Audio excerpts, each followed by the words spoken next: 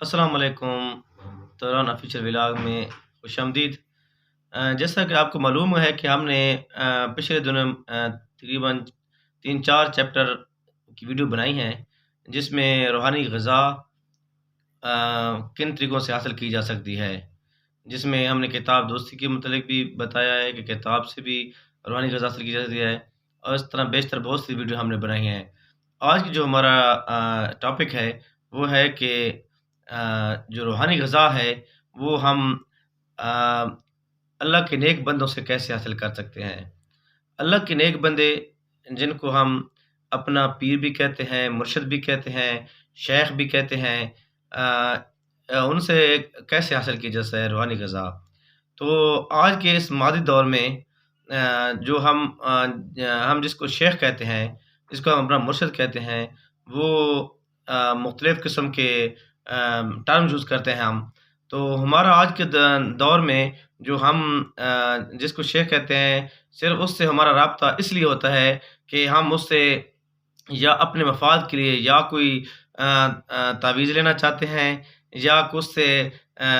کوئی اپنا کام کرانا چاہتے ہیں، تو اس ٹائم سے ہم آج کل کے دور میں ان کے پاس جاتے ہیں۔ جو ہمارے پیر فقیر، جو ہمارے مرشد، ہمارے شیخ، ہمارے مربی، جس کے ہم لڑ لگے ہوتے ہیں، تو اس سے ہم جو حاصل کرنا چاہتے ہیں، وہ صرف دو چیزیں مادی دنیا کی رہ گئی ہیں، یا تو کوئی اپنا ہمارا کام ہے، یا پھر اس سے کوئی تعویذ گنڈا لینا ہے جس سے ہمارا کام ہو جائے۔ تو اصل مقصد جو ہمارے اولیاء کرام ہیں، پیران کرام ہیں، ان سے جو ان کا اصل جو مقصد ہے، ان کے ساتھ ہمارا رجحان میلان اس وجہ سے نہیں ہونا چاہیے کہ ہم اس سے اپنا کوئی مفاد حاصل کر سکیں، بلکہ ہمارے ان سے جو محبت پیار اللہ اور اللہ کے رسول کی وجہ سے ہونی چاہیے، کہ وہ ہم کو کتنا اللہ اور رسول کو کتنا نزدیک کر سکتے ہیں، تو جو ہمارے اندر کتنی روحانی خوراک ڈال سکتے ہیں ہمارے اندر۔ تو پہلا یہ جو سٹیپ ہے روحانی خوراک کا، ہمارے اولیاء اللہ سے قربت حاصل کرنے سے، کہ ہم اولیاء اللہ سے کتنا فیض حاصل کر رہے ہیں، اور وہ فیض کیا ہے؟ وہ یہ فیض ہے کہ ان سے ہم کتنے اپنے اندر یعنی کہ اللہ اور رسول کی محبت حاصل کر رہے ہیں، اپنے اندر ڈال رہے ہیں۔ تو پہلے تو ہمیں دیکھنا چاہیے کہ جو ہم جس کے ہم مرید ہیں، جو ہمارا شیخ ہے، تو وہ کس مرتبے پر فائز ہے۔ کیا وہ ظاہری طور پر صرف تعویذ گنڈے کر کے دیتا ہے؟ کیا وہ صرف ہمیں یہ کہتا ہے کہ آپ پر جادو ہو گئے، آپ پر ٹونا ہو گیا ہے، آپ کو یہ تعویذ کی ضرورت ہے، یا ہمیں اللہ اور اللہ کے رسول کی راہ دکھاتا ہے جس پر چلنے کی؟ آج کل کے مادی دور میں کتنے ایسے لوگ ہمیں دیکھنے کو ملے ہیں جو کہ ایک جگہ پر بیٹھے ہیں، اور وہاں پر وہ صرف تعویذ گنڈے ہی لکھ کر دیتے ہیں، اللہ اور اللہ کا رسول کا بتایا ہوا دین ہمیں نہیں سمجھاتے۔ پہلے جو ہمارے اولیاء کرام تھے، وہ دوسرے ملکوں سے آتے تھے، پورے روئے زمین کا سفر طے کرتے تھے، اور جگہ جگہ پڑاؤ کرتے تھے، اور دکھی انسانیت کے دلوں کو روشن کرتے تھے۔ تو اس کا دور تھا جب ان سے کرامات بھی ظاہر ہوتی تھیں، اور وہ لوگوں کو دین حق کی طرف یعنی کہ توجہ دلاتے تھے۔ تو اس وقت بہت سارے جو یعنی کہ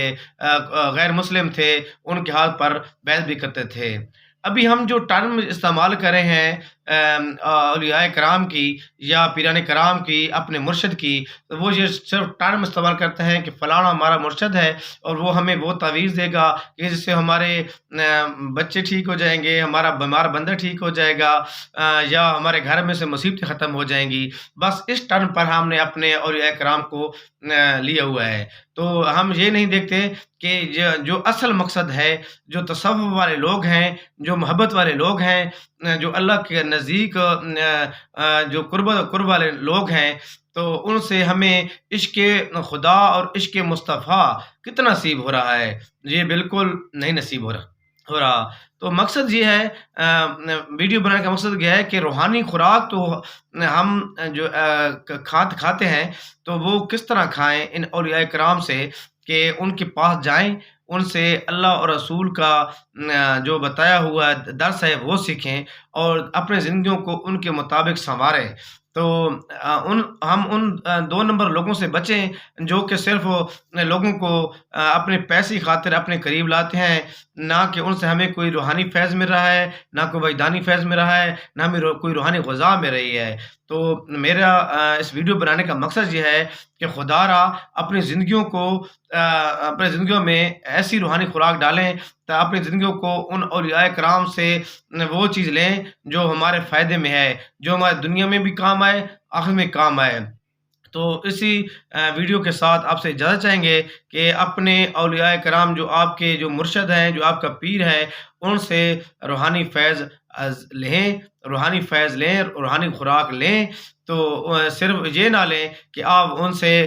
دنیاوی مقاصد کے لیے ان کے پاس جائیں، نہیں، آپ ان کے پاس جائیں اور اپنے روح کو منور کریں، ان کے روح کو منور کریں، اور آپ یہ بھی پرکھیں کہ جو میں